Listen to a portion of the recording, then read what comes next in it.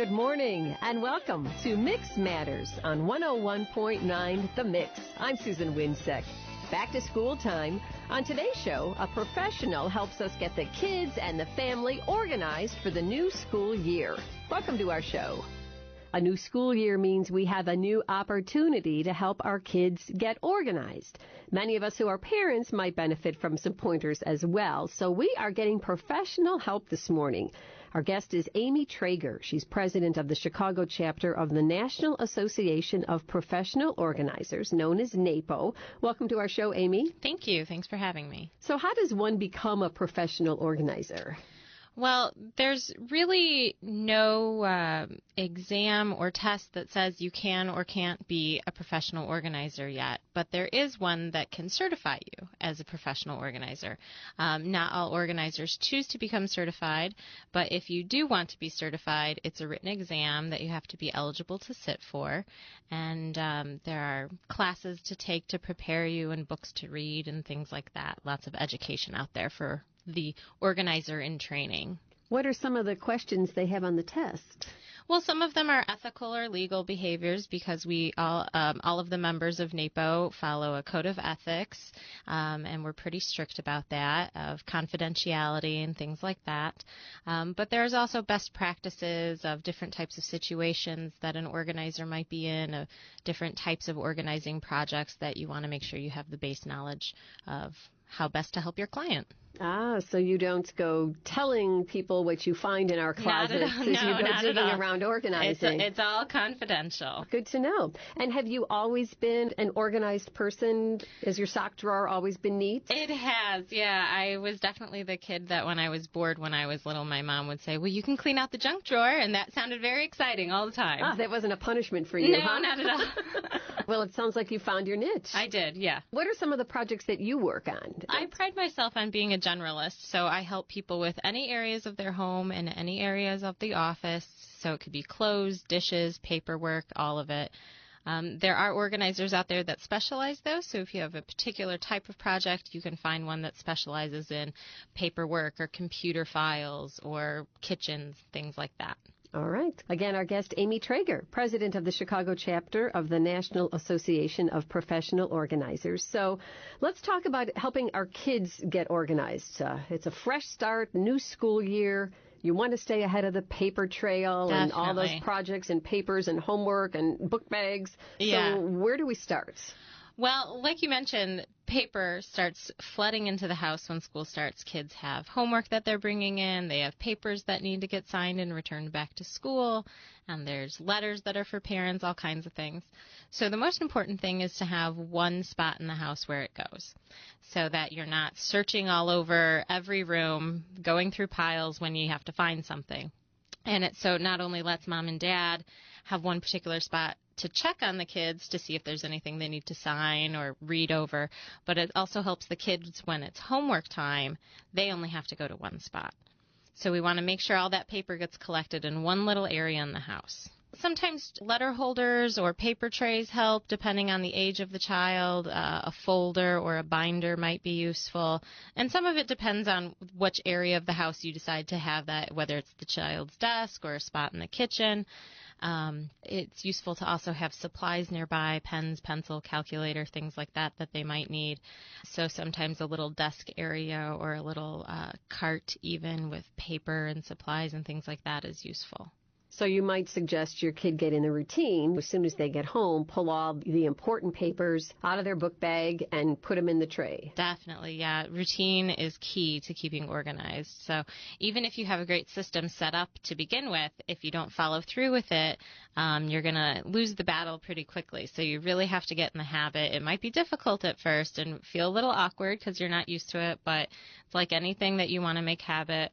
You got to just practice at it for a while, and then it sort of falls into place. And I can see where that could be a very easy way to have it be part of your routine. Before we go to bed, let's look in the bin and make sure all the homework's there, everything's been signed. Sure, yeah. Whenever it fits best into your schedule, there's really no right or wrong answer. It's whatever works best for the family. And if it does become routine, that also allows other things to become more routine. If it's, doing homework before going off to a practice or a rehearsal of some kind, behind if the kids are a little bit older, or if it's helping clean up at the end of the night. If all of the homework and the paperwork's taken care of already, it's much easier to get those other things done and taken care of too. So once we've got the papers corralled, what should we work on next? Well, I mentioned supplies. Sometimes those can get a little unruly, especially if it's elementary school aged kids where, they have to have crayons and markers and colored pencils and all kinds of things that they're responsible for. So we certainly want to have not only an organized spot at home, but an organized spot in the backpack.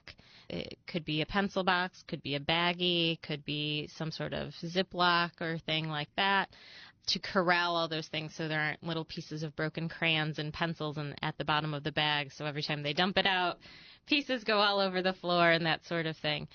So supplies are key, and that could also fall into toys. If there's an influx of all kinds of new toys, we want to make sure that there's a spot for them to get put away. And if there are old toys that are broken or damaged or outgrown, those can be donated or tossed and that sort of thing. So school year is a good time to just sort of refresh the house and go through what you can.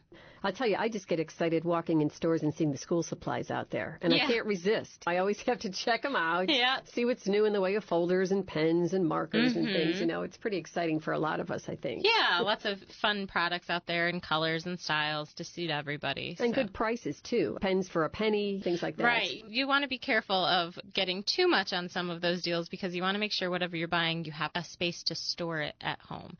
So you don't want to overbuy just because it's a good deal and then have nowhere to put it when you get home. Good point. And then you can't find it because you've put it away somewhere. Right, exactly. When you need it. Yeah. Our guest again, Amy Traeger, a professional organizer, and we're talking about ways to get our kids organized for the new school year and maybe getting the whole family organized. How do you feel about calendars? Calendars are great. They're really useful. They help everybody in the family. I think the one downfall is that sometimes, especially busy parents, have multiple calendars. So you've got one for the kids' schedule, one for mom and dad's schedule, one for the work or family, whatever it is, and then when you want to put something on the calendar, you've got 4 or 5 things you need to reference. So that makes it a little challenging. So the key is to get as much as you can onto one calendar. And whether that's paper calendar or a planner you take with you or electronic, doesn't really matter. It's whatever suits you best, whatever you're comfortable with, but you really want to get as much as you can into one place. And I'm thinking that's kind of a mom thing. Definitely. Because I've done that where I kept 2 calendars, one for the family and one for work, and got caught a couple times missing a dentist appointment. Right. So you're right about the one calendar. Yeah, and it's easy to do if you just forget to look at one of them and an appointment gets missed or somebody gets forgotten to get picked up from school or whatever it might be. And the benefit of having everything on one, especially if it's electronic, is you can have other people access it. So if there's a babysitter or a other parent, they can access that too and see where everyone will be and when, and schedule accordingly as well. Some of the electronic calendars, too, you can access from your cell phone.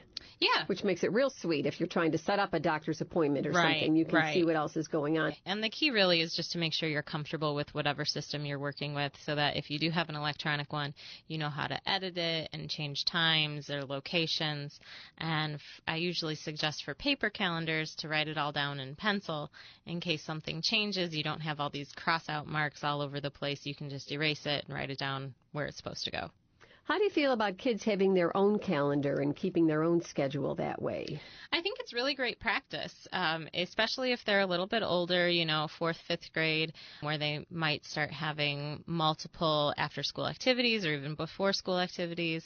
It's really great to get them in the habit of remembering when and where they need to be and allows them to be a little more prepared for those activities if they have to get together a bag of, clothes to change into or supplies to take with them. It helps them become a little more responsible for doing that. It takes a little bit of the pressure off of mom. I can see where all these ideas will be very exciting at the beginning of the year. And for those first couple weeks, we're going to hang in there and mark everything on the calendar and use our paper tray, to stay organized. But sometimes the wheels fall off the wagon after a while. Sure, and that does happen, and it's natural, and it's, nothing to beat yourself up over.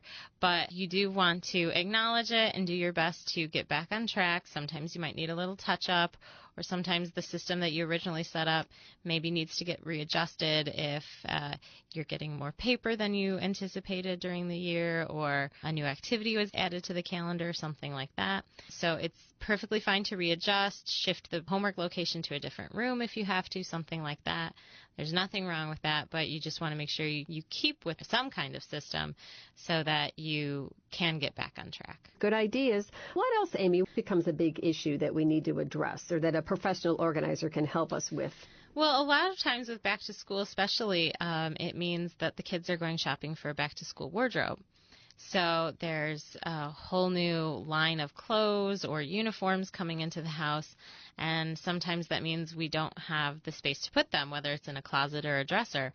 So it's a really good time to go through the kids' closets and dressers, weed out anything they've outgrown, and donate that or put it in the next sibling down for a hand-me-down section, and weed out anything that maybe over the summer got ripped up or too grass-stained or something like that, and make room for the new things so that your child can wear them and enjoy them and they don't get stuck in the back of the closet and discovered next summer when they're already too big for that too. Great time to do some purging. It really is. And there are a lot of great places available all over the city and suburbs now that are happy to pick up donations or accept donations if you want to drop them off.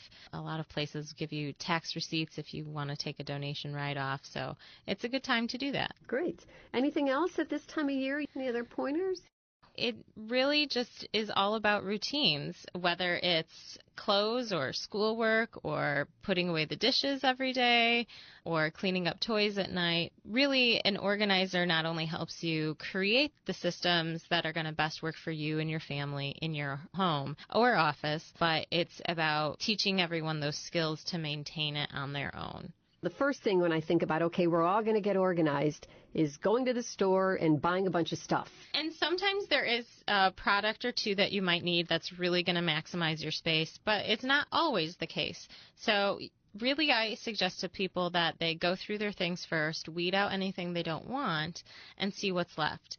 And then figure out what's the best way to store what they've got left, because you don't want to go out and buy a bunch of new bins and then go through everything and find out you only need half of them. So it just helps you conserve both your time running to the store and your money of, having to buy things and maybe return them or forgetting to return them, and then they get, stashed in the trunk for a month or two. So go through your things first, and then if you do need some products, make sure you measure the space that you're working in first and take those measurements to the store so you know you're buying the right size so it'll fit the space you're working in. And if it's a space that more than one person in the house is going to access, you want everybody's input because it's got to work for everybody if they have to independently be working in that space. And also, if you do decide to organize it without their input, then when you're done, make sure you give everybody in the family a tour.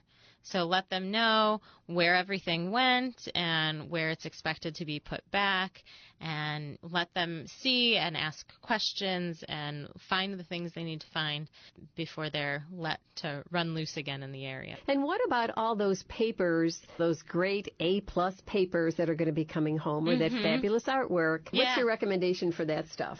Well, there are two kind of ways that I really like to work. One is that if it's a great piece of art that you really love, display it someplace, at least for a while. It might be the fridge, it could be an easy-to-put-together frame sort of thing. But a lot of artwork that comes home sometimes is three-dimensional or an awkward size. It's hard to display them all the time. So I suggest taking pictures of the pieces of artwork, making an album of the kids' artwork throughout the year, and it's really easy to do. If you've got a digital camera, you can just store them all in the same folder on your computer. That way you have the memory of what the artwork looks like, but you don't necessarily have to keep it then. It can get tossed out after a little bit, but you still got the picture of it. The kids can still remember it, and let the kids pick out maybe their couple of favorite pieces, and that can go into a memory box at the end of the school year. Same thing with the A-plus papers or tests that they might be bringing home or whatever it might be. Keep a couple of really important, very special pieces. Let the kids pick those out of what they like, and maybe take some pictures of other things, and the rest can probably go. That's a great way to handle all that, because you can fill up a lot of bins real fast. Oh, yeah, with especially artwork. if you've got multiple kids. Well, Amy, if people wanted to get more information on NAPO or find a professional organizer, what would you suggest? Well, they can visit our website, which is napochicago.com, so it's NAPO Chicago.com, and there's a directory there, so you can search by either type of organizer if you're looking for a specialist, or you can search by location, so whatever city or zip code you're in, you can find whoever's close to you, and you can email us, you can call us, all of the chapter's information is there. If you're interested in becoming an organizer, we meet monthly, and we have lots of educational programs and speakers and things like that, so if anyone has any questions about either becoming an organizer or finding an organizer, napochicago.com is the place to go. And we are also on Facebook and Twitter. Okay. How are professional organizers usually hired? Do you charge by the hour? Do you charge by the project? Or does it depend? It depends. Everybody's a little bit different. There's no set way that an organizer has to charge. So some of it will depend on your location. Some of it will depend on the type of project you've got. Some organizers will offer hourly prices, and some will offer package prices. So they'll say, okay, to do this project you've got in your house, it's going to be this flat rate, whereas other organizers will say, here's my hourly rate. So when you go in and see a real messy basement or a real messy garage, do you get all excited? I do, yeah. I think, oh, this is going to be a great project. And I suppose that's why I'm in the business, because most people say, oh, I want to leave this basement, and turn around and walk away. Well, thank you for coming by. Thanks for having me. You've given us a lot of great ideas and maybe inspired a few people to go out there and get organized. I hope so. Our guest has been Amy Traeger. She is president of the Chicago chapter of the National Association of Professional Organizers. Thanks again. Thank you. And that's our show, Mix Matters, for this Sunday. Thank you for listening. I'm Susan Winseck, and this is 101.9 The Mix.